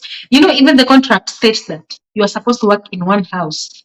And the contract, by the way, it states it's written in the contract like you are not supposed to work in any other house apart from her house. But just to be kind, I think it's okay to help her in doing the dishes. Maybe if they have visited their mom or somewhere you have gone, maybe you have eaten, you can help in doing the dishes. But away from that, that is violating your contract. I don't think it's okay. Even if your house is 2 rooms, no, it's not okay. You are supposed to work in one house. That's violation of contract. And the people that work in the office, I think you should complain. Maybe you'll be taken back to your office. Or maybe if it's something you can endure, just endure it, finish your contract and go back home. Because you might go and change and find a worse situation than the one that you're dealing with right now. It's tricky to change the house, by the way. It's not easy. What is that comment that I have not read? Yeah, I think I've exhausted all the comments here. Those are the expectations versus reality. You know, when by the way, when I was growing up, when I was a small kid, I had that expectation. Like, if I heard somebody is working abroad, oh my God, I had that fantasy. Like, these people, they're earning millions, they're earning a lot of money, they are living large, they're living luxurious life, they're driving big cars. That is what came to my mind when I had somebody is working abroad. Until it was my time now to come and work abroad. That is when I realized that things on the ground are different. Things on the ground are not the same as what we expect and what we think in our heads. Okay, things, especially when you're working in Middle East countries, things on the ground are different. Middle East countries are not free countries. They are not free countries. And when you come here, you do what is done here. You don't do what you think is right. No, you do what is done here.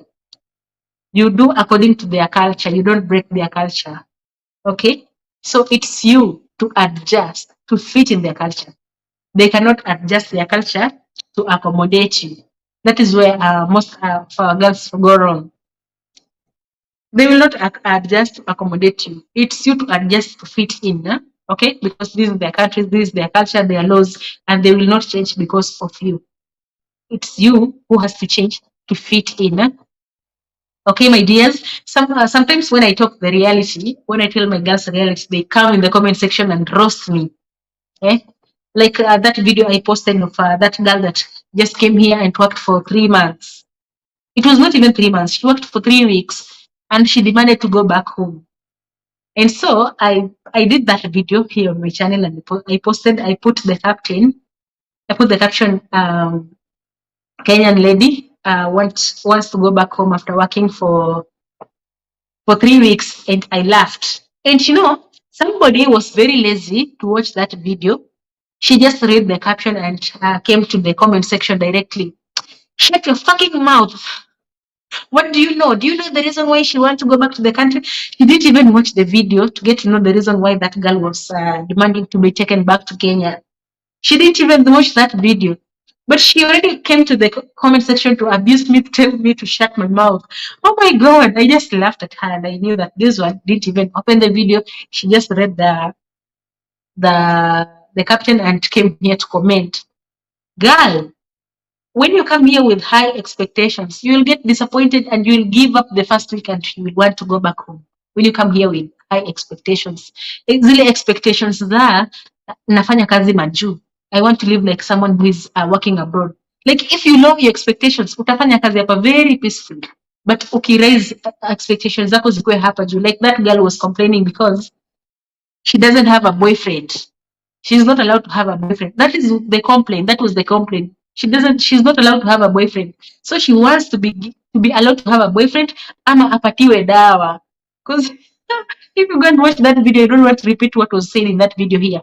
You can go and watch that video there. The reasons why she wanted to go back to Kenya. So anataka apewe dawa, and that by the way, huyo mtu ofisi alikuwa so kind because alimwambia no, there is no medicine for that. So the only thing left, maybe she go back to the country. Okay, so before you come here, you should just know that this is Middle East. It's not a free country. They have their cultures and their rules. It's you to come and abide by the rules, do their cultures, respect their cultures. Or if you cannot do that, just stay in your country. Because there is no Arab man that will take a flight and come to Kenya to hold your hand and bring you here in the Middle East. No, it's you. Your needs push you to come and work here.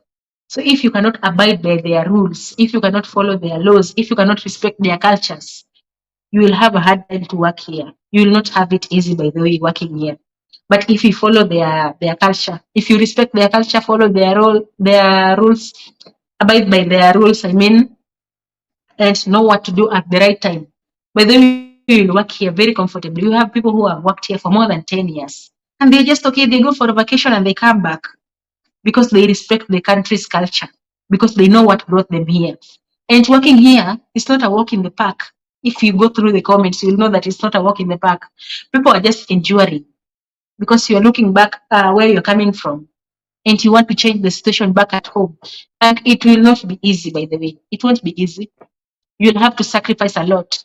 Sometimes we get lonely, like really lonely. Even if you have that phone, sometimes you can get lonely. You can get bored of watching TikTok videos, and depression will come in. You are lonely. Sometimes we become emotional. Sometimes you cry, and that is normal. It's normal. When you become lonely, just know that somebody normally becomes lonely. I mean, you are not alone. I mean, okay. Even us, we normally become lonely. Even after you finish 5 years, sometimes you become lonely. Maybe because you're talking to people back at home and you miss them. Sometimes monopoly, huh? Monopoly, like doing the same thing every day. It's boring doing the same thing every day. Sometimes, like you want to change, but you can't change. That is what you have to do for the rest of your 2 years. So you become lonely, bored, emotional. Okay. But if you have an understanding, both they will let you go and deal with the emotion. Maybe cry for sometimes and let your pain go away, and you become better. You have to endure. Perseverance. It's not easy, by the way, to work away from home. Many people admire to work away from home, but the reality on the ground, it's not easy because there is no better country than home. Home is always the best. It's just that there is no money back home. That's why we tend to work outside. But if we had money back at home, we will not go outside the country. To do what? We'll stay there at home and work and focus on things back at home. Imagine changing the food. Like, the first time I came here, I used to eat like a whole plate of food, but my stomach doesn't get full. Like I just sleep on empty stomach, but I have eaten because their food is somehow like childish food, like baby food is blended, very soft food, and I'm used to eating the ngwashes, the ndumas, the yams, those African food. So you have to adjust. Like it's you to adjust to fit in.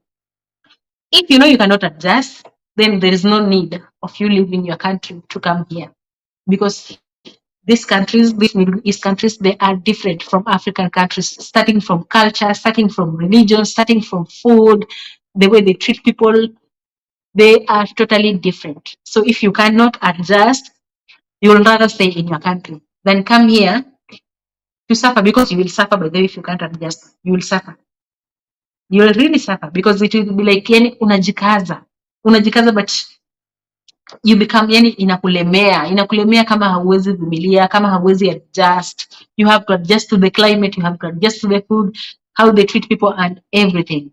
All right, expectations ndo ushukishe, usikuwe na zile expectations za watu wenye wanakaa majuu, huh? And by the way, don't let people's words get into your head. Like people will tell you that you are abroad, you should be dressing nicely, you should be doing your hair. Those things, if they get into your head, they will mess you up. Don't let them get into your head. Just know what brought you here and focus. Because if you let what people say get into your head, now you will want that iPhone 13, work for 3 months to just get iPhone 13 and go back to the country. What will iPhone 13 help you with? Nothing. You didn't change anything back at home. Huh? Anyway, guys, I'm really feeling sleepy, tired, exhausted. I've talked. My mouth is dry. I think I will call it enough for today. Thank you, Tabi, for joining my live. I don't know if I have a comment I haven't responded to. Let me see.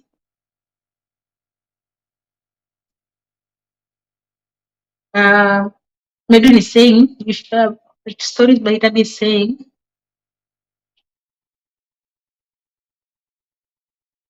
and by the way, it's stressful if you're working with your boss and your boss is saying that house is like he's not a career woman. It's stressful. But both sides has the negative and the positive side. Let me tell you, Medrin, advantage of working with someone who is staying in that house. Like they just get satisfied that you worked, and you get used to that environment. Like they are here. I'm working. I'm doing this and this. You get used to it. Okay. But if it's a career woman, she's working. She's living in that house. That time that is her off day. My friend, you will not sit down.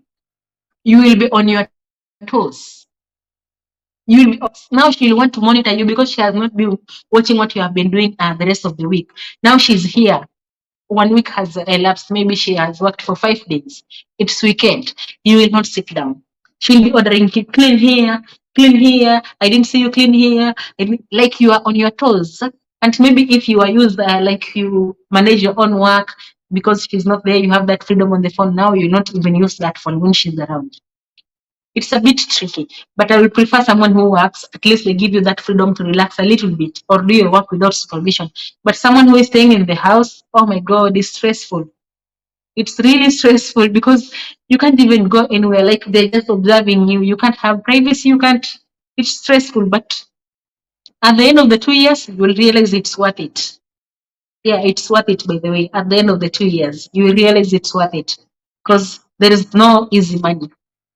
So you have to suffer a little bit to get that money. Stories by Tabi is saying we should never accept to go to work in another house without extra pay. Yes, because the contract prohibits that. Like you are supposed to work just in one house. You are supposed to work in one house. It's written in the contract. You are not supposed to accompany your boss to go wherever she's going.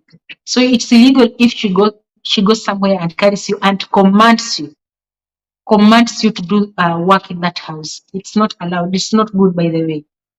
She's violating your contract. But if it's by your own will, that's okay. Sometimes you can work according to how your boss normally treats you. If they treat you well, sometimes you can want to tell them thank you. They may be helping out with the work wherever they go, but it's not supposed to be a command. But there is a time I remember I striked over that issue of going to work in a house that is not our house, because now it was being put like a command. That time we were working 2 Kenyans in the same family. This family, I don't know if Fatuma will watch this, but we were working with Fatuma here in this same family. So we visited the mother-in-law. The problem normally happens at the mother-in-law's place. So we were there, 2 Kenyans, like we had a party. There was an engagement party there. One of the daughters was being engaged, so we went there with our bosses. Men and women, they normally separate. They don't eat from the same table. So that house is a story building. Like the men were supposed to eat at the first floor and the ladies were supposed to eat at the ground floor. So we met there. That house had a Kemboi. They had a Kemboi Shagala working there. So, and me and Fatma, 2 Kenyans. And when we had one Indonesian and one Philippine. So we were 5 of us there. So because me and Fatma, we are friends, we decided that because we are going to help with the work, we arranged ourselves and we said that these 3 should stay on the ground floor. They do the cleaning on the ground floor, and us, we will do the cleaning on the first floor where the men are. Okay? Ndio tupige mshenee. Tukiwa wawili tufanye kazi huko juu, tupige mshenee. Hao watatu wafanye hapo chini.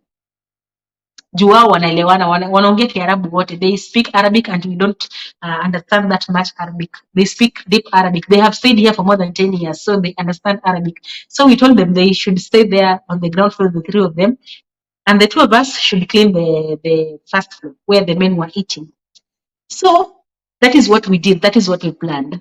So we were the first one to finish because we were cooperating. And the ones on the ground floor, some of them, when they finished eating, their bosses left with them. They did stay behind to clean. So the housemaid that is employed with that house was left with the dishes. Half, not all of them.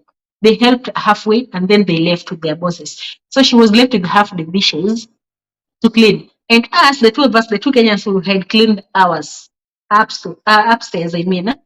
So upon coming down, after finishing what we were assigned to do, I'm coming downstairs and my boss is telling me that go and help that one to clean the utensils. And the first thing, that girl is a Kemboi. And Kembois, they don't go, they don't work with their bosses. They just work in that house. They don't go anywhere. So there is no given chance that this girl will visit our place and help me with doing the dishes. No. Add on that, she's being paid double my salary. But my boss is demanding that I go and help her clean the dishes. And it's not like I was sitting down. I had been cleaning the dishes upstairs. So I just came down after finishing doing the dishes upstairs. But now she's demanding that I help her clean the dishes here. And this person that I'm supposed to help, She is getting double my salary, number one. Number two, she can never come to my home to help me because she's an illegal immigrant. So they don't just walk around, they just work in one house. So I told my boss that, but I have already cleaned the utensils that were upstairs.